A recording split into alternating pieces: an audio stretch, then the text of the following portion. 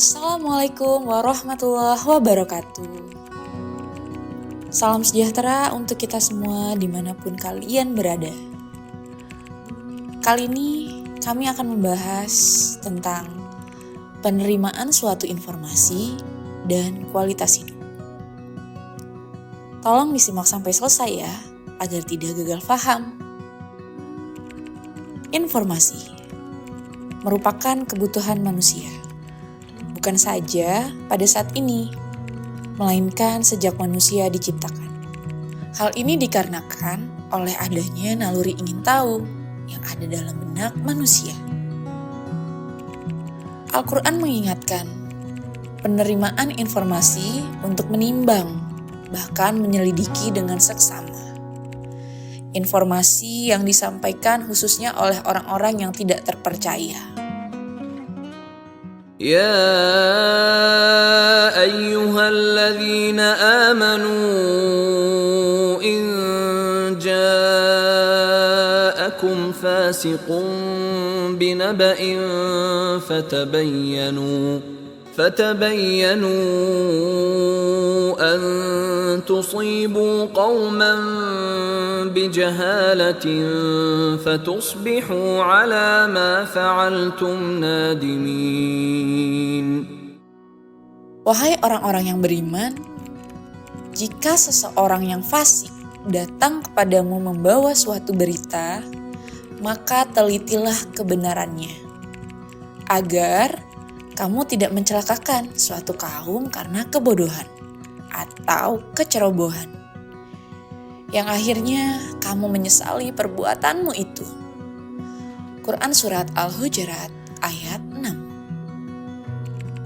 Jika terdapat suatu kondisi ketika fakta atau kebenaran itu kalah, sehingga berpengaruh dalam membentuk suatu pandangan masyarakat, akibatnya fakta yang objektif tersebut diabaikan dan tidak berlaku.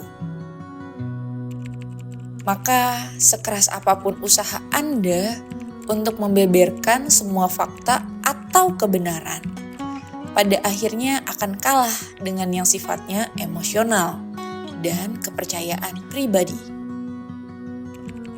Sejatinya manusia punya 3 modal untuk meningkatkan kualitas hidup, yaitu telinga, mata, dan hati nurani. Kualitas diri Anda ditentukan oleh apa yang Anda dengarkan, apa yang Anda lihat atau Anda baca, dan apa yang Anda rasakan. Dari situlah karakter Anda terbentuk. Maka dengarkanlah yang baik-baik, baca dan lihat yang bermutu, dan rasakan yang penting-penting, yang indah-indah dan berkualitas. Ketiga modal itu harus lebih diaktifkan dari yang lainnya. Kuasai ketiganya, maka hidup Anda akan lebih berkualitas. Pertajam hati atau fuad atau nurani Anda. Karena hari ini banyak sekali yang fuadnya padam, sehingga hidupnya menjadi gelap. Berikutnya adalah pandangan dualisme. Ini adalah pandangan bahwa dalam diri kita ada 2 potensi. Jadi, kita tidak kosong. Kita punya 2 kecenderungan atau orientasi ke arah kebaikan dan keburukan. Kita tinggal memilih mana yang bakal kita aktualkan. فَأَلْهَمَهَا فُجُورَهَا وَتَقْوَاهَا. Allah mengisi diri kita, mengilhamkan dalam diri kita hal-hal negatif dan hal-hal positif. Kita punya daya untuk meraih itu. Inilah pandangan dualisme.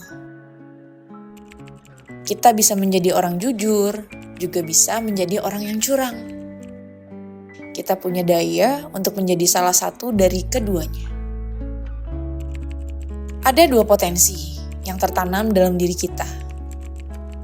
Kalau kembali ke fitrah, jika memakai teori ini harusnya kita kembali ke fitrah yang baik. Karena ada juga fitrah yang tidak baik.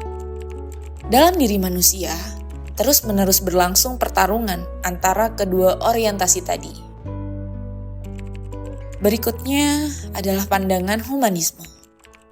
Perspektif ini melihat bahwa manusia hanya membawa fitrah kebaikan saja. Jadi, kemudian muncul kejahatan. Itu karena manusia menyeleweng dari fitrah baiknya. Manusia dipandang punya sifat-sifat bawaan yang positif. Tetapi keadaan membuat orang lupa dengan fitrah baiknya.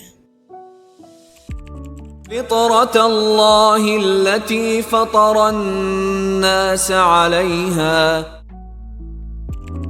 Kalau manusia setia dengan fitrahnya, dia pasti baik. Inilah pandangan humanisme yang percaya pada manusia dan kemanusiaan. Sedangkan pandangan psikoanalisis lebih melihat bahwa manusia selalu didorong oleh insting. Baik atau buruk manusia itu karena dorongan tadi. Insting adalah timbunan pengalaman yang mempengaruhi psikologi kita. Jadi, menurut pandangan psikoanalisis, manusia disetir oleh unsur psikisnya, didorong dari dalam. Pandangan psikoanalisis ini kebalikan dengan pandangan behaviorisme yang memandang manusia dipengaruhi oleh lingkungan luar dirinya. Sedangkan psikoanalisis berpandangan bahwa manusia dipengaruhi dorongan dari dalam dirinya. Secara umum, kita memandang bahwa fitrah memiliki beberapa kecenderungan. Kita percaya bahwa kita punya kecenderungan positif. Meskipun kita berusaha untuk tidak positif, kita tetap punya dorongan untuk positif. Tinggal kita mau mengikuti atau tidak. Teori ini yang lebih kita kenal sebagai fitrah manusia. Hal positif. Yang pertama, beragama itu sebenarnya dorongan fitrah. Orang tidak bisa tidak beragama. Beragama itu artinya menyandarkan hidup, menyandarkan diri pada sesuatu yang dianggap lebih tinggi atau lebih besar dari dirinya. Manusia itu hakikatnya lemah. Ketika orang sadar bahwa dirinya lemah, biasanya dia butuh sandaran. Jika Anda tidak kuat menanggung beban hidup, Anda akan mencari apapun yang bisa menopang hidup Anda. Agar Anda kuat, kita beragama karena kita butuh bersandar kepada Tuhan. Yang kedua, kecenderungan pada kebenaran. Disadari atau tidak, semua orang cenderung ingin berada pada kubu yang benar. Tidak ada orang yang ikhlas dianggap salah. Jikapun ada orang yang berkata, "Ya, sudah, saya yang salah." Sebenarnya itu hanya ucapan mulut saja, tidak sampai ke hatinya. Dalam hati dia tetap merasa benar, tapi di mulut mengalah. Karena itu, kebanyakan orang tidak siap dikritik. Sebab, setiap orang ingin dirinya benar. Kalaupun ada orang yang salah, dia pasti mencari alasan apapun untuk membenarkannya. Sebab, salah itu tidak enak, dan setiap orang ingin benar. Yang ketiga, kecenderungan pada akhlak. Anda boleh tidak jujur, tapi Anda akan lebih nyaman dan tentram ketika Anda jujur. Sebab kejujuran adalah akhlak, sedangkan akhlak adalah dorongan fitrah. Keluar dari koridor akhlak berarti keluar dari fitrah. Jujur, amanah, bisa dipercaya, dan menghargai orang lain membuat Anda tentram dan nyaman. Yang keempat, kecenderungan pada keadilan. Di dunia sosial, setiap orang suka dengan keadilan dan selalu menginginkan keadilan. Tidak ada orang yang suka dengan kezoliman, penindasan, perbudakan, dan semacamnya. Orang selalu menginginkan keadilan. Ini merupakan kecenderungan fitrah. Dimanapun ada ketidakadilan, kita pasti ingin melawannya. Yang kelima, kebebasan. Semua orang tidak mau diatur-atur, tidak mau dikungkung, tidak mau diikat atau diperbudak. Setiap orang ingin bebas. Ketika lingkungan Anda terlalu banyak aturan yang Anda rasa sangat mengekang, Anda pasti ingin berontak. Tetapi harus tetap digarisbawahi. Jika aturan-aturan tersebut bersifat merugikan diri Anda, selagi aturan tersebut tidak melanggar hukum negara atau bahkan hukum agama, alangkah baiknya jika kita membebaskan diri kita dari aturan, kungkungan, dan lain sebagainya. Engkau tidak boleh putus asa terhadap kemanusiaan. Karena manusia tadi orientasinya baik, fitrahnya baik. Kemanusiaan itu seperti samudra. Kalau beberapa tetes air samudra kotor, samudra itu tidak akan ikut terkotori. Mahatma Gandhi. Al-Quran memperingatkan kita agar hati-hati karena manusia itu mudah tergelincir sebab dia punya kecenderungan negatif. وآتاكم من كل ما سألتموه وإن تعدوا نعمة الله لا تحصوها إن الإنسان لظلوم كفار. Dan dia telah memberikan kepadamu segala apa yang kamu mohonkan kepadanya. Dan jika kamu menghitung nikmat Allah, niscaya kamu tidak akan mampu menghitungnya. Sungguh, manusia itu sangat zolim dan sangat mengingkari nikmat Allah.